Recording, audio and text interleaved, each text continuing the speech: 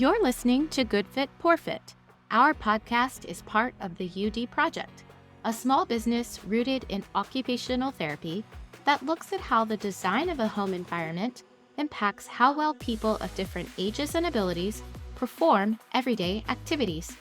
We chat about this unique perspective to boost your knowledge and help you consider what can be changed in communities like yours. Learn more about our work at universaldesign.org. Hello, Good Fit, Poor Fit listeners. Today, Rebecca and I are back at the mic with occupational therapy student Caroline Hart, and she is jumping into a topic that I would say is probably one of the most frequently asked questions that we get from consumers, therapists, and designers alike when they are trying to decide how to proceed with making homes more accessible. All right, listeners, what were you thinking the answer might be as I was introducing this topic? If you guessed finances are money, you are correct. Caroline, give us a little bit more info on the categories we are going to chat about today. Hey everyone, I'm so excited to discuss this important topic today.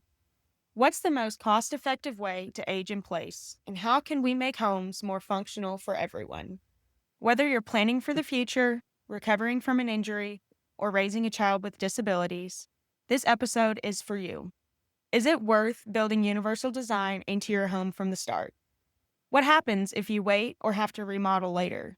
Or what if you decide to move into an existing home and make it accessible from there? And how does all of that compare to the cost of moving into an assisted living facility? We're going to break this down from both a practical and financial angle, and I'll walk you through how occupational therapists can guide your decisions at every stage. Caroline, I'm so glad we're touching on this topic. I think it can be an overwhelming and often stressful one to think about. Certainly, the financial piece is important and something that we haven't really dug into a ton on Good Fit, Poor Fit, and so I'm really glad that today's the day.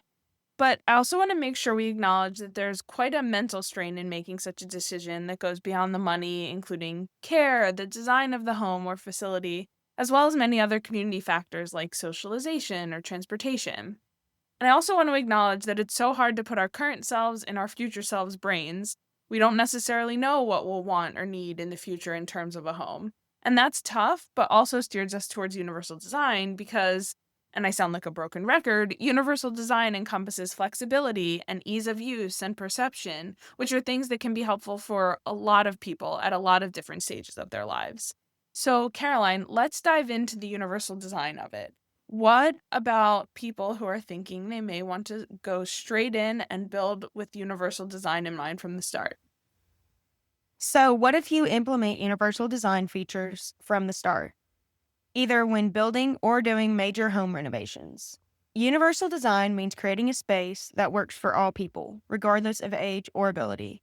Instead of retrofitting an existing home with grab bars or ramps later, the home is already designed to accommodate people who use mobility aids or might have vision changes and limited dexterity, just to name a few.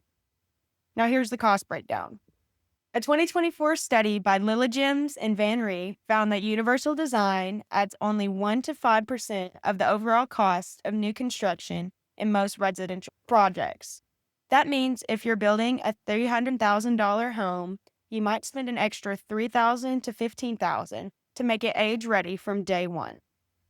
What's great about this approach is that you avoid future remodeling and everything is more integrated, stylish, and seamless. Most definitely. And to dig deeper into this topic a bit more, while building with UD in mind from the start, it of course benefits people who are looking to do this for themselves, but it also has the potential to benefit many more.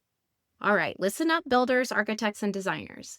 If you are working on single-family homes, or even better, new developments, building with UD from the start significantly helps put more homes out on the market for people to choose from that need functional features, or might need it in the future. There aren't a lot of single-family homes out there that already have UD baked into the design. I'm definitely seeing more and more multi-story townhomes and cookie-cutter houses with lots of steps, and that severely limits the options available for people looking to age in place or find something that's easy to use. We just went through this process of trying to find somewhere to live, and we were moving out of a apartment complex. And it's very difficult for people that need access now to find something that works well without having to renovate. Even just having one level living, no steps to get in, plus an easy to use bathroom, and those features only scratch the surface. By thinking through the design aspect from the start of the design process, you save a lot of money than doing it as an afterthought. And that's why we need occupational therapists. We're a huge asset in the design and building process, not just after the fact. A lot of OTs work directly with builders, architects, and designers to make sure accessibility is built in from the ground up without sacrificing beauty, function, or comfort. One of the cool things about OT is that our knowledge covers a wide range of needs: mobility, sensory processing, aging, neurodiversity, caregiving, you name it, we cover it. If a project doesn't have a specific person in mind, we can still make recommendations that work for a broad group of people. But if it's for a specific person, we can help tailor the layout, features, and equipment to support that individual's routines and goals, even in a brand new home. We're all about making spaces more usable and more supportive, no matter who's living there. And when you bring us in early, the smart design decisions can save you time, money, and major renovations down the road. I couldn't agree more with all of that. I know that we love to hype up interprofessional collaboration here at the Universal Design Project, so I am shamelessly going to do it again now. Building a universal design home is a perfect situation in which you need a lot of brains at the table. You need people with construction based knowledge, someone who knows about plumbing, electrical, sewage, the aesthetics, and if you're trying to make something that will enable a wide variety of people to participate in the household's activities, you also need an occupational therapist. Not that I'm biased or anything. But okay, so Caroline, let's be real. Not a lot of people have the ability to build a home from scratch. So, what are some other ways that universal design can be introduced into homes, and what data do we have about those options? So, OT-led assessments prioritize what's most urgent and what's most cost effective. Now, let's say you didn't build universal design into your home. Maybe you bought an older home or aging in place wasn't on your radar at the time. So now you're looking at remodeling to adapt. This is where things get a little bit more expensive. The cost of remodeling for accessibility varies widely, especially where you're at in the United States or world. According to credible sources like HomeAdvisor and Angie, widening a doorway might run between $300 to $2,500. A curbless shower could cost anywhere from $3,000 to $10,000. Adding a wheelchair ramp, that can be $1,000 to $8,000. And if you need a vertical lift, you could be looking at $5,000 to $15,000. In total, a full home remodel for aging in place can cost anywhere from $10,000 to $50,000, depending on how much needs to be changed and how urgent the needs are. And here's the kicker. When you remodel later, you're often reacting to a crisis. Maybe someone fell, had surgery, or is suddenly using a walker. The reactive approach is not only more stressful, it's usually more expensive. Occupational therapists are key players here too. They help assess how you use your space, identify risks, and prioritize what to change now versus what can wait. A 2006 randomized trial by Gitlin et al. Found that older adults who received OT-led home modifications experienced significantly fewer functional difficulties and falls, and the improvements lasted up to a year. So while remodeling can be costly, it's still far more affordable than the alternative we're going to talk about next. My mouth just like dropped when you were reading all of those stats, like all of that money. That is a lot of money and it's very stressful, especially if it's something that just happened quickly and you have to make all these changes. And I think the stats have such a large range here because you really have to consider all the factors from cost of materials, the style of the home you're working with.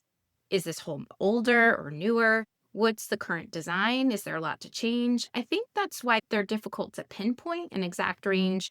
And like you said, it probably varies from region to region of the US. I also know of many OTs who have creatively helped people problem solve ways to figure out what is the most important thing to focus on first.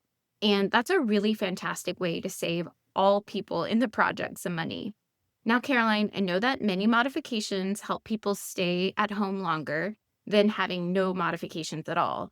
But in certain situations, based on the care needed and who is available to be a caregiver, the only option is to look into assisted living. These are really tough conversations. So, what did you find in the data for that? So, if your home doesn't support aging in place and you're unable to find the necessary modifications, assisted living often becomes the default. According to the 2024 Genworth Cost of Care Survey, the national median cost of assisted living is about $4,500 per month. That's $54,000 per year. That's a lot of people's salary. And that's for standard care, basic care. If you need additional services like memory care, physical assistance, or skilled nursing, the costs jump significantly, sometimes up to $8,000 per month or more, depending on where you live. Remember, those are reoccurring costs. If you spend 3 to 5 years in assisted living, you could easily spend $150,000 to $250,000, money that you might have been able to put into modifying your home instead. Also, Medicare typically does not cover assisted living, only medical services. So, these costs often fall on you, your family, or long term care insurance if you have it. Compare that to a one time $15,000 to $25,000 home renovation guided by an OT or architect/slash universal design specialist. It becomes clear that staying home when possible is not only more comfortable, it's much smarter investment in the long run. Yeah, this is certainly a compelling case for making home renovations to allow for aging in place. But I also feel like we need to pause and acknowledge that all of these numbers we're throwing around are no joke. When we're comparing these prices of long-term care to renovations, $15,000 to $250,000 are all very steep prices and way more than any individual or family should have to spend to ensure that someone can live a full, safe, and healthy life as they age. In an ideal world, everyone would have the means to age in place in a safe home, a nurturing community, and a place where they'd have access to all the care needs that they may incur. And unfortunately, we don't live in that world, and that's why we have conversations like these about what options we may have if we do want to age in place in a way that's safe. Anyway, I think that was a minor tangent, but I think it's an important part of this rather nuanced conversation. Caroline, what final thoughts do you have to start wrapping things up here?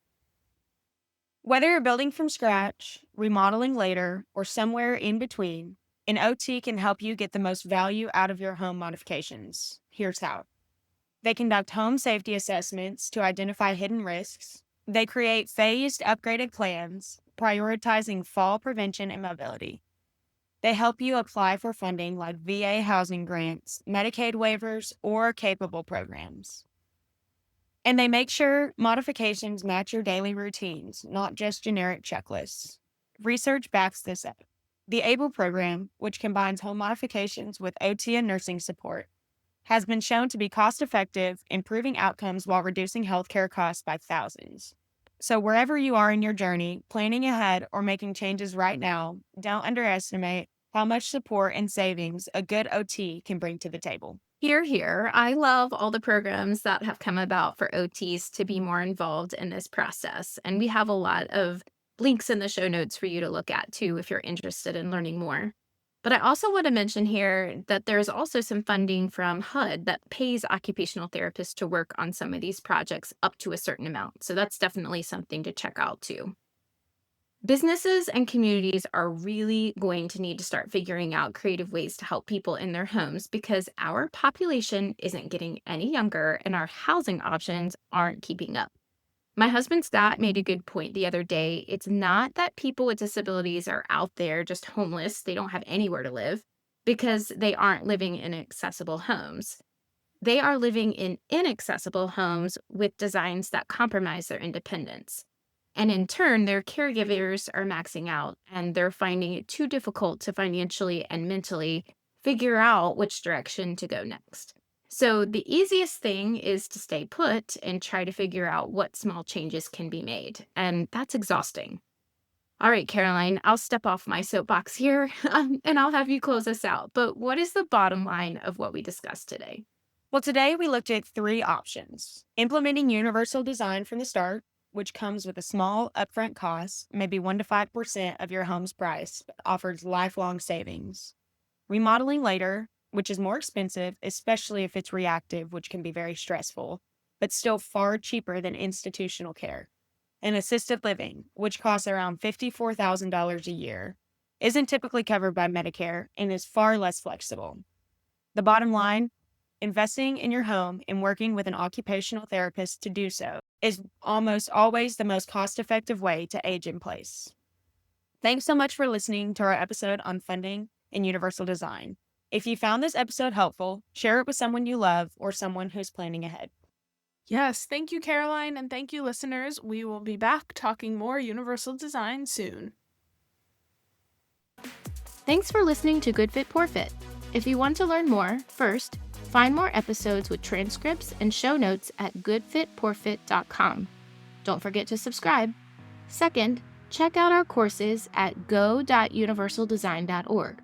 We cover housing topics like advocacy, collaboration, home modification, universal design, and task adaptations. Lastly, if you have questions or topics you'd like us to discuss, email us at podcast@universaldesign.org. Thanks for fitting us into your day.